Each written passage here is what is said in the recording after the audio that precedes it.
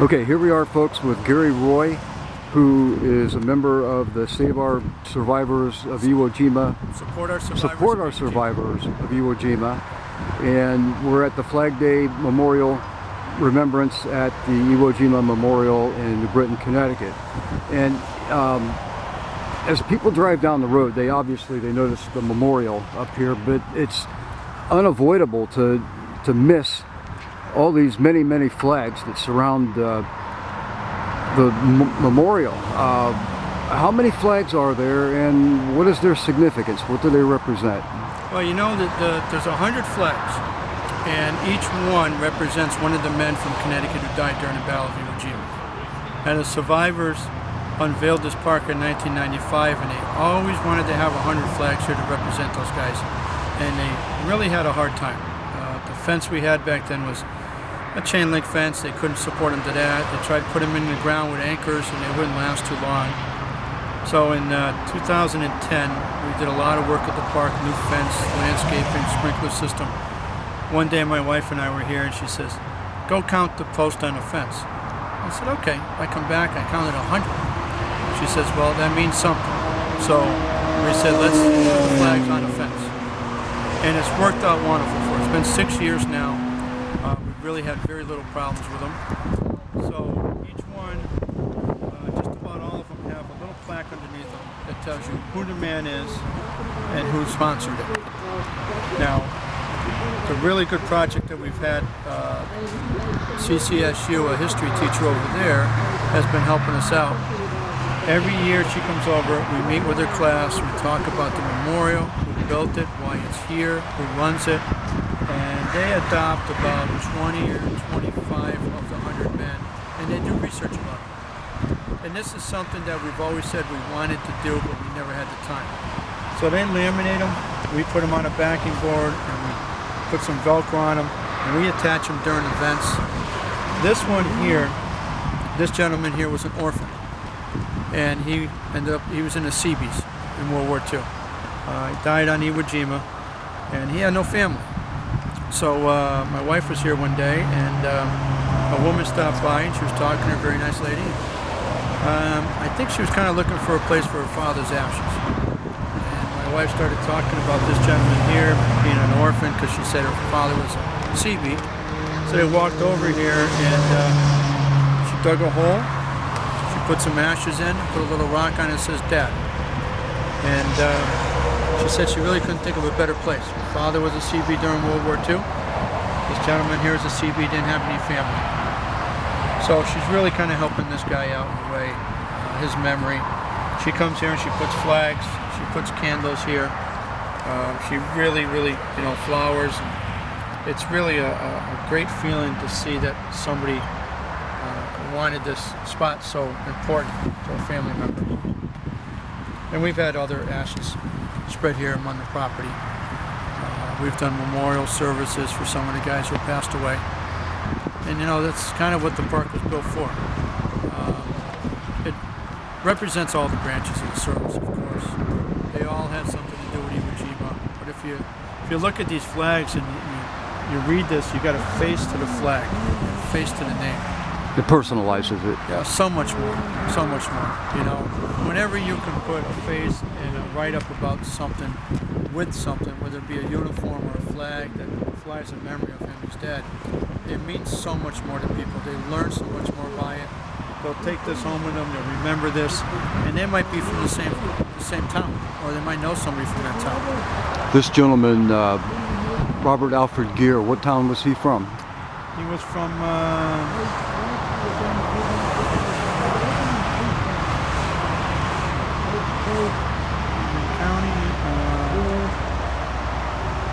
I see, Jewett City. Jewett City, yeah. Yeah, how about that?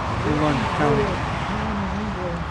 You just don't know. But going around and reading them, it's incredible.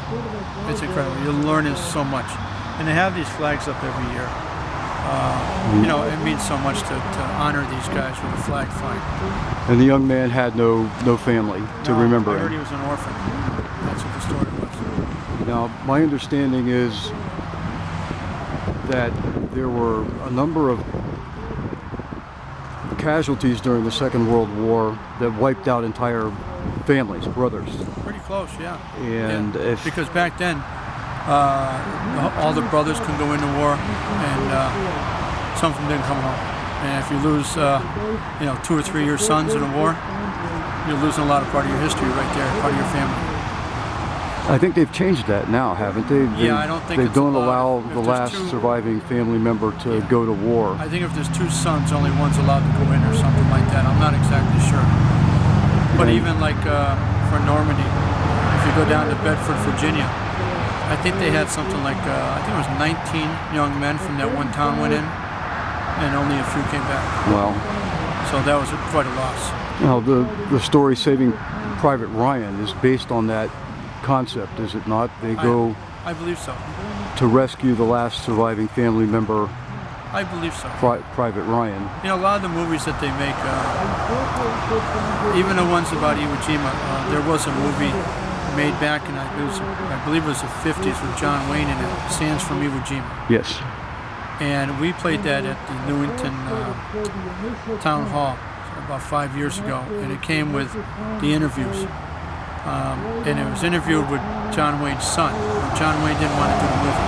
He refused. He didn't want to do it whatsoever. And they said, we're not going to do the movie unless you're in it. And he played the part very well because he didn't play a flag raiser. He played a Marine. And in the movie, the 3 living flag raisers who survived the second flag raising are in the movie. They actually carry a flag up there.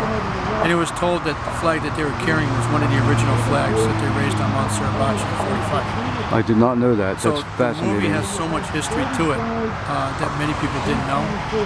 And we were so proud to play that movie and learn so much by it. So Hollywood took great measures to portray things as they actually were, and to use people who were there and actually experienced. Oh yeah. And they used more than just the 3 guys who raised the second flag. There was other people that were on Iwo Jima that were in the movie too. So you don't know about it until you read something or see the little parts at the end where they do the interviews. But yeah, there's quite a few movies out there. Really, some people say they're not real or something like that. But you know what?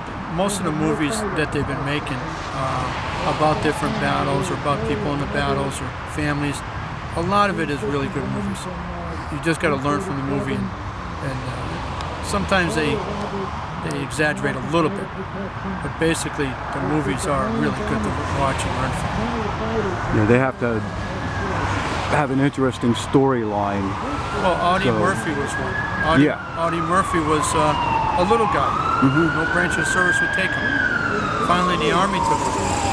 I think he was the most awarded. He won. Well, not won. He received the most commendations in World War II than anybody else. I believe that's correct. He won almost every medal there was in the Army for everything he did, and he thought it was nothing special. When he got out, he actually went into the movies. And he starred in his own movie, the Audie Murphy story, if I remember right. And he was in some other war movies, and unfortunately he died at an early age. I think he died in a car accident or something. Yeah, I believe, if I remember correctly, he came back from the war suffering from what we call today post-traumatic stress disorder. Yes. And he became a very heavy drinker as a result of that. A lot of them did. Yes. But there was no help for them. They came back, they went to work. They actually built our country to what it was today. They built the roads. The infrastructure for this country was built by those guys. And they did have some opportunities to go to college, and many of them took it, and they were very successful. But even at this age now, I talk to some guys, and they never had a problem at all until probably when their kids got about the age that they were in the military. And I said, when did you have a problem? Well, like in my 60s or 50s. And I said, how old was your kid?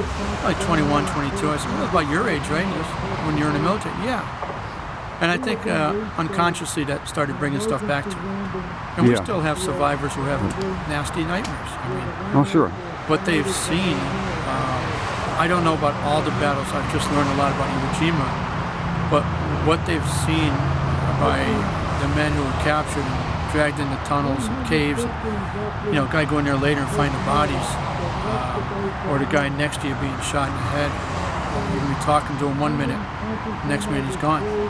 My great uncle fought in World War I. He was in the trenches in France and Belgium, and he came back and he slipped into alcoholism and was a very heavy drinker. He passed away in 1976 when I was 18 years old. I was one of the pallbearers at his funeral. But he never got over that, and he didn't have the type, as you said, he didn't have the type of treatment that's available to our young men and women today. Well, even if you think about it, the guy is coming back today. I would like to do something to try to help him more. Give him an activity, give him something to try to accomplish something, to try to feel better about doing. You know, there's a lot of things you can do that are therapy. For me, it was riding motorcycles. You go out and ride a motorcycle, you get this overwhelming feeling of freedom. You pay attention to the road, but yet you can have thoughts of different things. And by the time you come back after about an hour, hour and a half ride, you feel wonderful. Yeah, I used to ride many years ago. Because it is totally different. Absolutely. It is therapy. Everybody needs some kind of form of therapy. The guys coming back today, the guys from World War II, Korea, Vietnam. Everybody needs something for therapy. I wish I could do something to just bring different guys in and work on something or accomplish something that would help. I have a son who's a combat veteran from Fallujah. He was there in 2006 with our Plainville-based Marine Corps Reserve Unit Charlie Company. Oh yeah, Charlie Company. Yep. And he was wounded. He came back via Walter Reed Medical Center, and you know, every soldier handles it, and every Marine handles things differently. He shows no sign whatsoever of any form of PTSD, but you know, I still worry about him because I know that his experience is there. It's in his mind, It's there and can never be erased. And I worry that someday that it's going to rear its ugly head and have an effect on him. You never can tell. Something can bring it back. Like some guys tell me, like a car backfiring on 4th of July. They don't like the 4th of July. It reminds them of, you know, being in a battle somewhere or something. And I've heard that also. All different smells. I mean, these guys today are, you know, they've seen some pretty bad things. Yes. There's no help for World War II. There's no help for World War II guys. Korea, there was little help. They started recognizing it. There wasn't enough help for Vietnam, really. That was kind of a war that really people didn't accept. But even like today, and from that era today, I mean, there's, you know, we wish we could bring more guys in here and just hang around for the day and enjoy it and talk to some of the old veterans. That helps out a lot. Unfortunately, you go to VFWs and American Legions today, the old guys aren't there. The young guys aren't going there. You're going to get the Korean and Vietnam veterans mostly there. So you're losing a big gap of the history that needs to be together and talk about things. Support groups are good. You know. Yes. I mean, basically, it'd be nice if every town had a support group. You get a room in your church or your senior center or your town hall.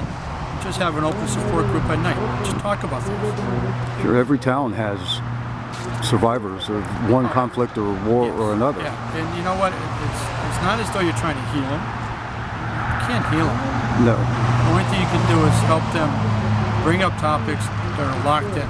And sometimes you start talking about it and you feel better. It's not something that you're holding in. And if you can help 1 out of 5, you've done a good job. But I personally think Connecticut just doesn't have enough support for our veterans. I mean, it just seems like we could do so much more. We shouldn't have homeless. You know, I think we're ranked kind of high on the homeless veterans. Yeah, and we've had state legislators declare that they've eliminated the homeless veteran problem in Connecticut when they have not. No, you can't say that you ever eliminated it. It's impossible. And that's because there's not enough help out there, and these guys don't know how to ask for help. They might be too proud to ask for help. Might be too depressed. They might be in an alcoholic state, you know. There's just not enough done. I mean, we wish we could do so much more. I mean, we're doing the museum, and we volunteer here, but you know, you gotta do so much more to it. I hope it can be done someday. It's a never-ending cycle. We'll have another war, another conflict. In fact, today we still have ongoing conflicts and wars around the world, and our soldiers and sailors and Marines and airmen are involved with them. And I think we're involved in too many things sometimes and spread too thin. I think our military needs to build it back up. At one time, other countries were scared of the United States. We had a very strong military. They didn't want to test us, you know. But our military has been cut so much. We don't have that strong military anymore. And unfortunately, when you lose that feeling as though others don't want to mesh with you or they respect you because you're so strong and big, when you lose that, that's when you come up with a lot of problems. People start causing problems, and then we stretch real thin. We don't have